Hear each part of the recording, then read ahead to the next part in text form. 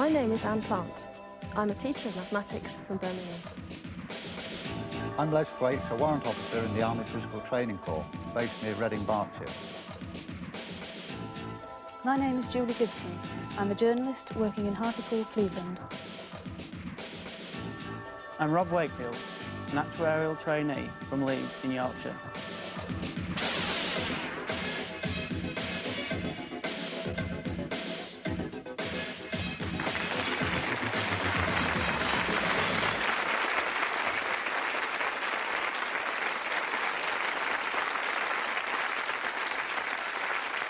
Good evening, welcome to the Krypton Factor. Tonight it's the last heat in Group B.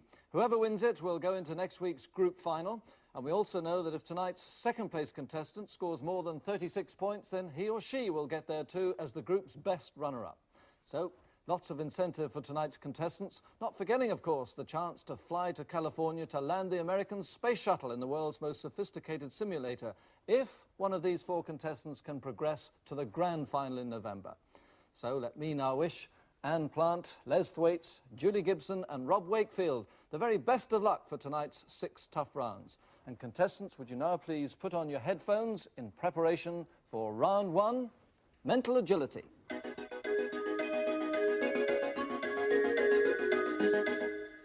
And tonight it's the numerical date challenge. I will give each contestant a series of dates, like for instance August the 29th. The task is to convert that date into single digits so that August, being the 8th month of the year, becomes 8 and the 29th becomes a 2 and 9 separately. Then those numbers must be rearranged into ascending order to give the answer 2, 8, 9. That's how it works. So are you all ready, contestants? We're going to begin with you, Anne. You've got 40 seconds to get as many right as you can and your time starts now. February the 14th. 124. May the 23rd. 235. October the 28th. 0128. December the 30th. 0123. January the 25th, 87. 12578. November the 9th, 36. 11369. June the 17th, 58. 15678. March the 19th, 45. 13459. August the 21st, 65. 12568. April the 13th, 76. 13467. September the 16th, 24. 12469. Right. In 40 seconds, that's an absolutely brilliant score, Anne. You've got 11. Very well done indeed. Great way to start the contest for you, and we'll now move along to Les. Stand by, Les. Your 40 seconds start now. January the 24th. 124. April the 18th. 148. November the 30th. What's it? Sorry, 0113. December the 26th. 1226. February the 17th, 84. 1246. You're wrong. May the 14th, 37. 13457. October the 5th, 48. 01458. Well, I'm afraid you were right, but the buzzer came in just at the end, and the rule is you must have completed it. So, in fact, you've got 5, which is still a good start, Les. Well done. Let's move along now to Julie. Stand by, Julie. Your 40 seconds start now. June the 14th. 146. September the 25th. 259. December the 31st. 1123. October the 29th. 0129. January the 23rd, 65. 12356. April the 17th, 39. 13479. February the 15th, 86. 12568. November the 3rd, 58. 11358. August the 24th, 47. 24478. March the 16th, 72. 12367. July the 18th, 35. Pass. Right, well, you didn't need to pass. It would have been 13578. But in 40 seconds, you've got an incredible 10. Very well done indeed. That's marvellous. And we shall move down finally to Rob. Stand by, Rob. Your 40 seconds start now. July the 24th. 247 April the 18th, 148 October the 27th, 0127 November the 30th, 0113 March the 17th, 85, pass. August the 21st, 47, 12478 January the 29th, 75, 12579 May the 13th, 28, 12358 December the 4th, no need to go on with that one, in 40 seconds, another good start, you got 7 right, well done. Well, brilliant performances there, I'm sure you'll agree, and among the best scores of the series. Let's see how it works out in points, though. 10 points, 6, 4 and 2 for first, second, third and fourth. And we go to the scoreboard, and there we are. In fourth place, Les, third, Rob, second, Julie, but the early leader with a Krypton Factor of 10, the teacher from Edgbaston, Birmingham, Anne Plant.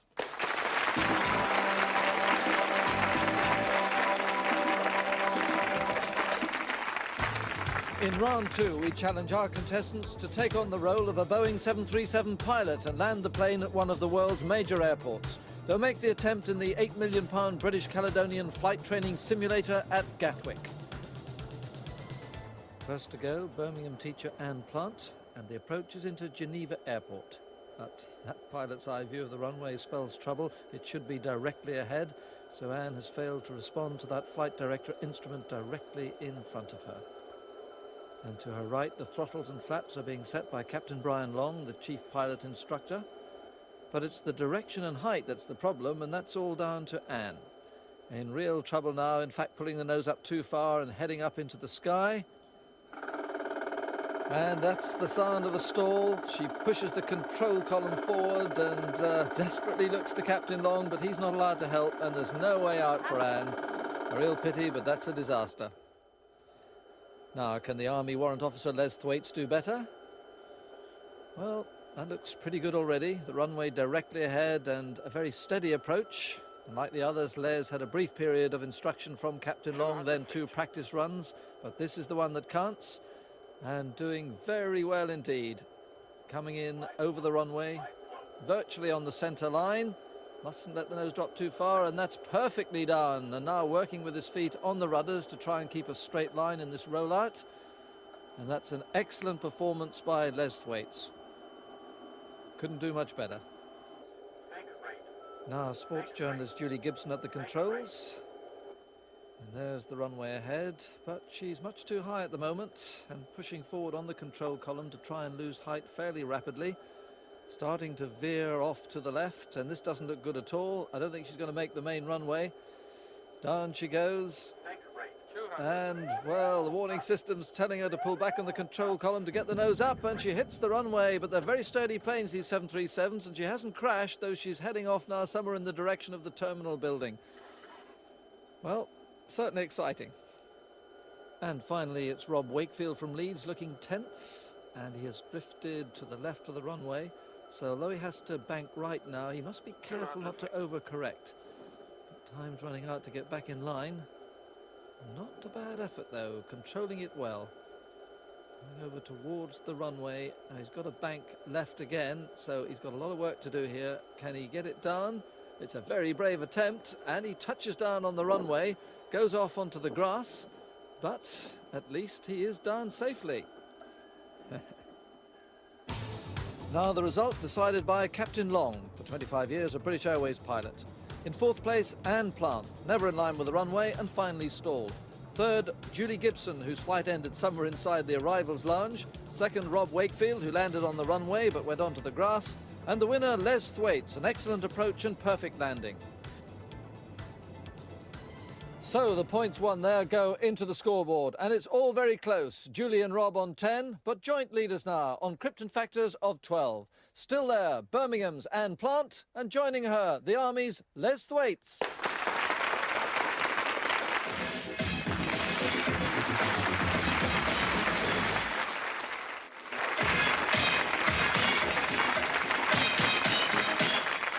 Round 3 is the observation challenge. Can you spot the 6 deliberate continuity errors that occur in just the one screening of our specially shot video sketch?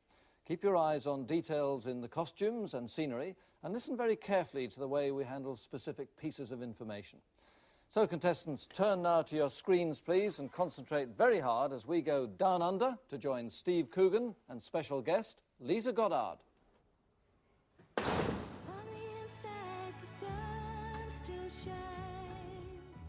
It's a great honour to have you visit our prison, Your Royal Highness, especially on such a busy solo tour down under.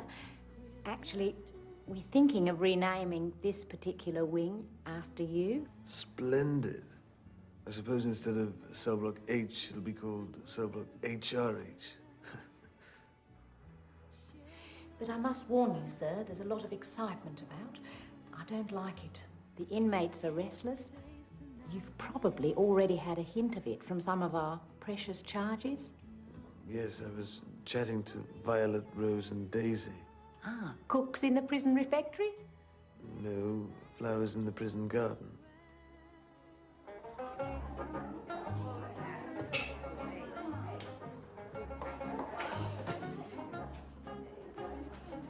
Pay attention, girls. You have a very special guest speaker for this Friday afternoon's architecture course. That'll do, Terry, thank you.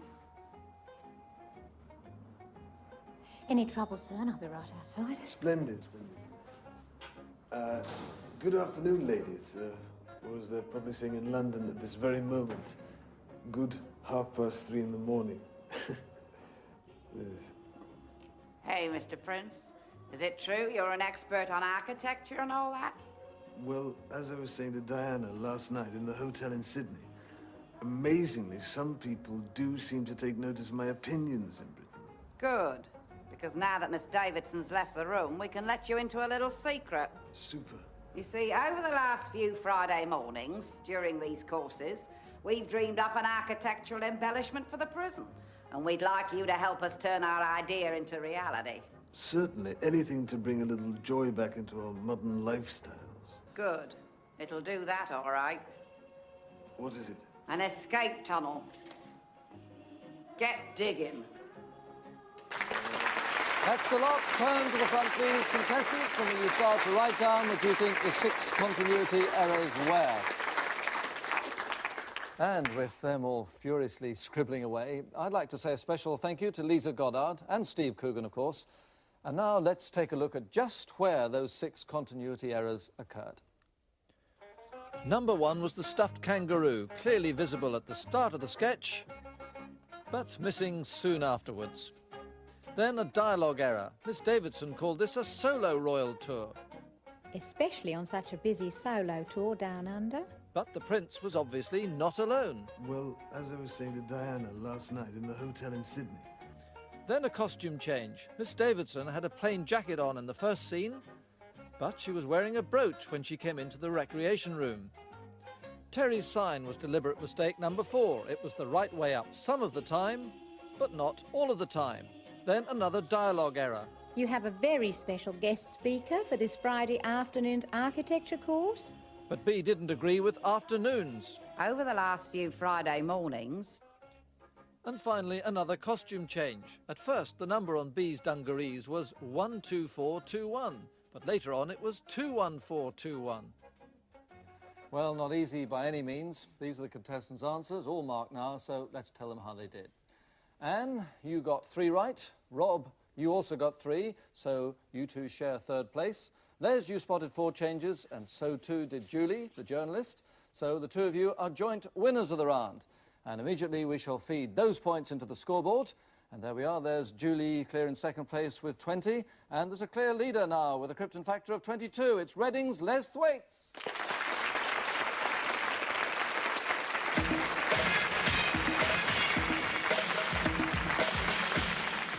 For round 4, we go out to the assault course, where our contestants face a test of fitness, stamina, agility and courage. 20 tough obstacles of varying shapes and sizes packed together down 450 yards of Lancashire moorland. Starting the race, the Army Physical Training Corps' Major Tony Carr. Take your marks!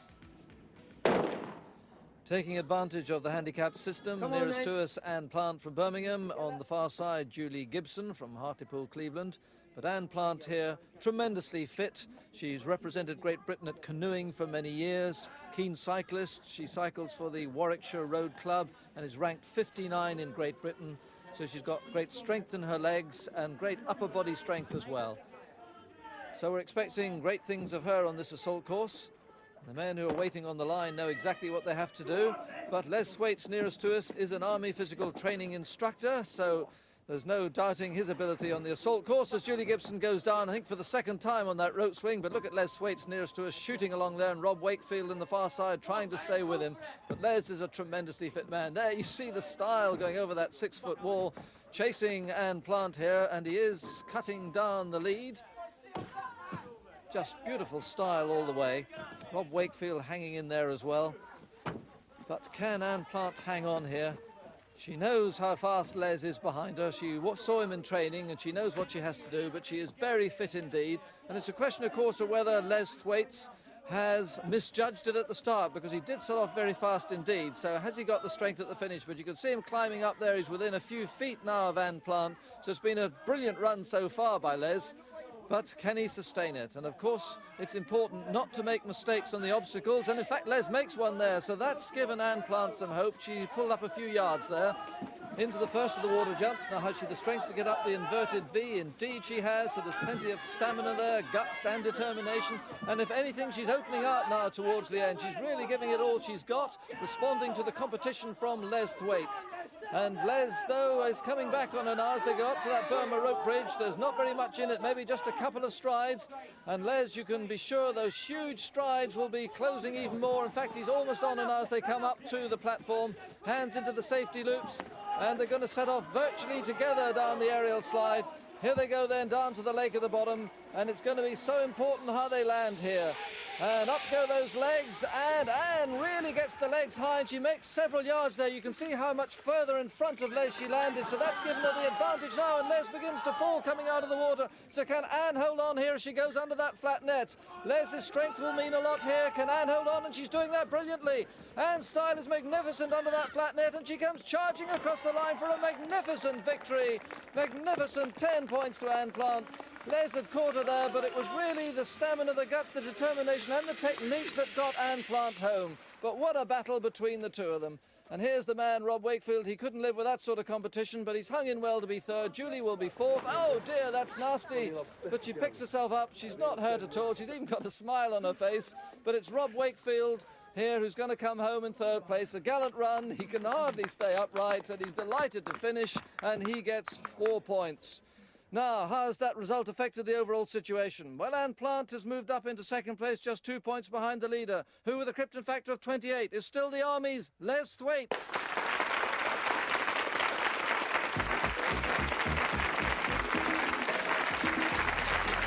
Still wide open as we move into the fifth of our 6 rounds, and this is the one contestants will admit to losing most sleep over. A 3-dimensional logic puzzle. In front of the contestants are various pieces relating to 13 tubular bells. The task is to assemble the bells and place them in the frame so that their lengths are in escalating order to correspond with the 13 notes of the chromatic scale. Are you all ready, contestants? The test starts now. Anne Plant immediately takes the practical step of arranging the tubular sections in size order and hangs the longest one at the end.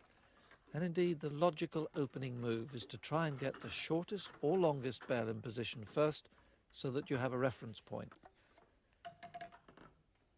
The problem then is to discover the right pairings, for as you can see, you join one tube with another to try and achieve the varying lengths. Julie seemingly doing well. I say seemingly because it's impossible to tell until near the end. If she's made an incorrect pairing, then she won't have the right pieces to complete the task. Now, the first 4 from the right look good, but that one's clearly wrong. And in second place, going into the round, trying to work it out first on the table before hanging them, but you can see the problem. At least one of those pairings must be wrong. Les Thwaites, contest leader, Knows that 10 points here would put him in a very strong position going into the last round. And again, he appears to be doing well, but we can't be certain yet. Certainly the progression was good there. Rob in 4th place overall, desperately needs maximum points here. And Julie, well, so near and yet so far. What a nightmare this one is for the contestants. Although maybe Les Thwaites doesn't agree, because this could be the winner. It all depends on those last two. Will they form the necessary length? Yes, indeed they do. And the Army physical training instructor gets the 10 points. Brilliantly done. Now, can Rob Wakefield get 2nd place? Certainly looks like it. Yes, he does it. 6 points to the man from Leeds, and he needed those. Now, who's going to get 3rd place? Is it Anne, who has worked so logically and methodically?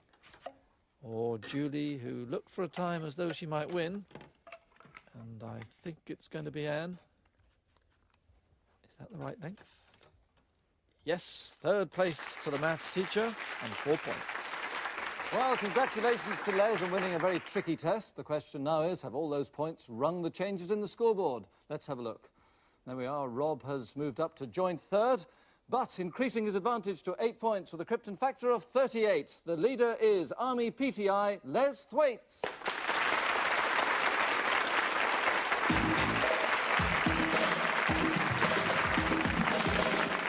So into the 6th and final round, and 2 chances for our contestants to reach next week's group final. The winner will go through, so too will the runner-up if he or she can beat 36 points.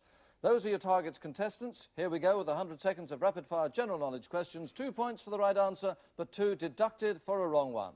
The clock starts now. What historically do we call the period from 1811 to 1820 when George III was no longer capable of ruling? Answer is the Regency. Which London street parallel to Regent Street is world famous for men's tailoring? Julie. Savile Row. Correct. Who wrote Lord Arthur Savile's Crime, An Ideal Husband, and The Importance of Being Earnest? Oscar Wilde. Who won the Oscar for Best Actress this year in The Accused, playing a rape victim? Rob. Jodie Foster. Correct. Which creature in legend was foster mother to Romulus and Remus, founders of Rome? Answer is a wolf.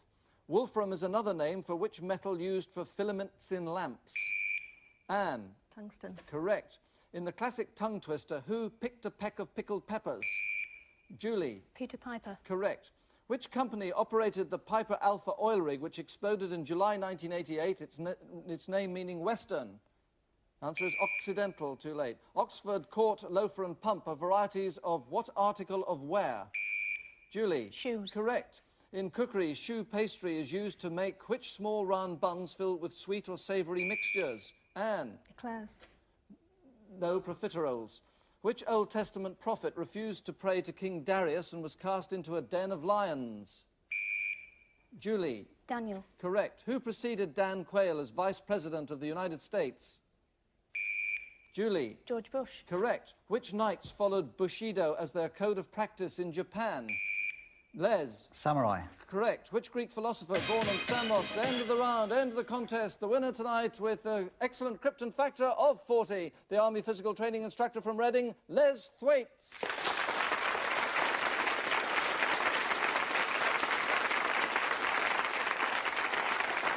And, of course, our warmest congratulations to Les on a very fine victory there. And we now know the full lineup for next week's Group B final. And this is it. From Heat 1, Bolton's Warren Mason. The Heat 2 winner, Phil Smith from Hereford. Tonight's winner, of course, Les Thwaites. And the highest scoring runner-up was Fiona Palmer from Ilkeston in Derbyshire from Heat 2. From all the contestants here and from me, good night.